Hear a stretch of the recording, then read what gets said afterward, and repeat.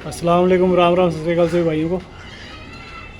भाइयों, एक भाई ने सवाल पूछा था कि भाई अच्छे घोड़े लगाने के लिए क्या चीज़ों का ध्यान रखें। ठीक है, तो भाई देखो ऐसा है, जो लोग शुरुआत कर रहे हैं, जो जिनकी अभी शुरुआत है, जो अभी नई नई ब्रीडिंग करवा रहे हैं, जिन्होंने अभी नए नए रेसर रखे हैं, भाई देखो उनके लिए तो मैं सबसे पहली चीज़ कहूँगा कि भाई कोशिश करो खेला हुआ कबूतर दे लो। ठीक है, क्योंकि बहुत सारी बारीकियाँ देखो इंसान नहीं समझ पाता है। जब तक आप कबूतर रखोगे नहीं ना, तब तक आप ये भी फ़र्क नहीं कर पाओगे कि भाई ये पटियाला है या रेसर है।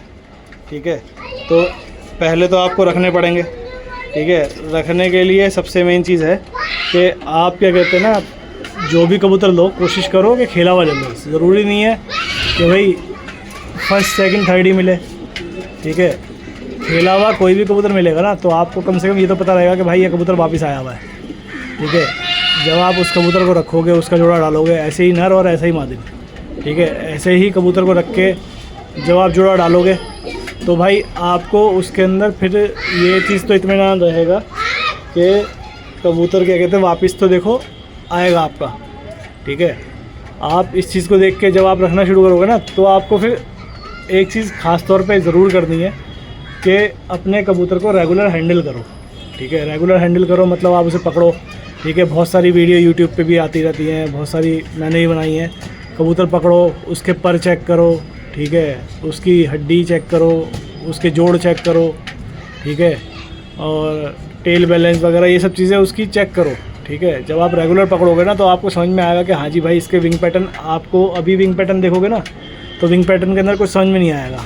जब आप 2, 4, 5, 10 बार देखोगे विंग पैटर्न, अलग अलग कबूतरों का विंग पैटर्न देखोगे, तो आपको समझ में आएगा कि हाँ यार के विंग पैटर्न में तो डिफरेंस, अलग अलग फ़र्क होते हैं।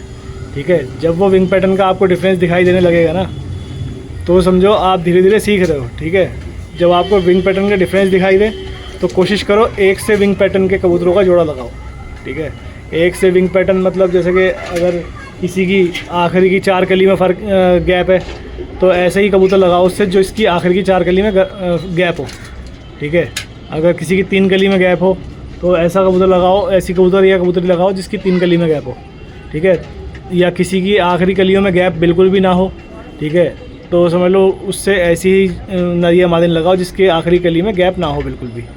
ठीक है, तो ये सब चीज़ें देखो, अभी जो ये मैंने गैप वाली बात बताई ना, अभी जब तक जिन भाइयों ने कबूतर नहीं रखे होंगे ज़्यादा या ज़्यादा हैंडल नहीं करते होंगे, वो इस गैप को नहीं समझ पाएंगे। मगर जब वो अपने ही कबूतर को हैंडल करना शुरू कर देंगे ना, रेगुलर देखेंगे, ठीक है, उसके पर देखेंगे, तो भाई समझ लो आधे कॉन्सेप्ट तो आपके तभी क्लियर हो जाएंगे। ठीक है ना, आधे से ज़्यादा कॉन्सेप्ट क्लियर हो जाएगा, बल्कि उसके बाद आप खुद समझ पाओगे। ठीक है, और जो बेस्ट तरीका है वो है भाई रेस। देखो ऐसा है, मैंने पिछले साल रेस खेली। ठीक है, तब जो जोड़े डाल रखे थे, इस साल मैंने क्या कहते हैं उन जोड़ों को, ऐसा नहीं है कि मैंने उन्हीं जोड़ों के बच्चे लिए। ठीक है, मैंने उन जोड़ों को पलट के दूसरे तरीके से बच्चे लिए। ठीक है, तो मैंने ये है कि भाई देखो हर साल ना चीज़ें बदलती जाती हैं। ठीक है, इस बार भाई और मेहनत से लोग जोड़े लगा रहे हैं, और मेहनत से भाई बच्चे करवा रहे हैं। ठीक है, तो अब देखो इस बार मैंने जो जोड़े डाले हैं वो थोड़ा अलग तरीके से डाले हैं। ठीक है ना, तो जब इंसान एक चीज़ को रखता है और उसको ट्राई करता है, तो उसको समझ में आता है कि भाई इसके अंदर कहाँ चेंजेस वो कर सकता है, क्या चेंजेस करने चाहिए। ठीक है, तो भाई देखो मैंने अपने हिसाब से जो चेंजेस करने थे मैंने तो किए हैं।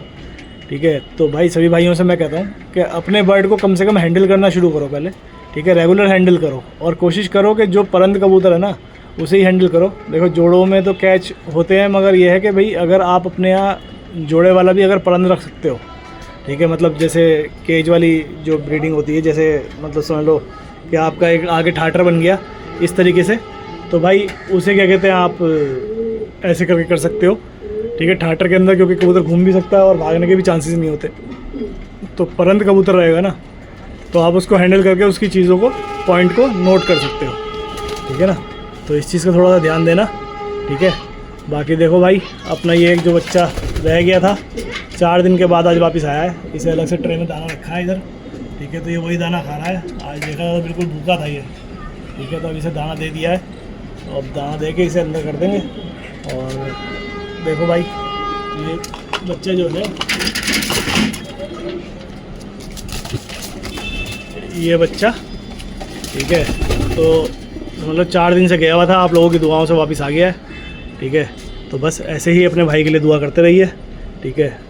और बस अपने कमेंट में अपने सवाल करते रहिए, सवाल करोगे तो भाई उनके ऊपर इंशाल्लाह वीडियो बनाएंगे और आप भाइयों के जो क्वेश्चन होंगे उनका जवाब देंगे ज़रूर, ठीक है भाइयों।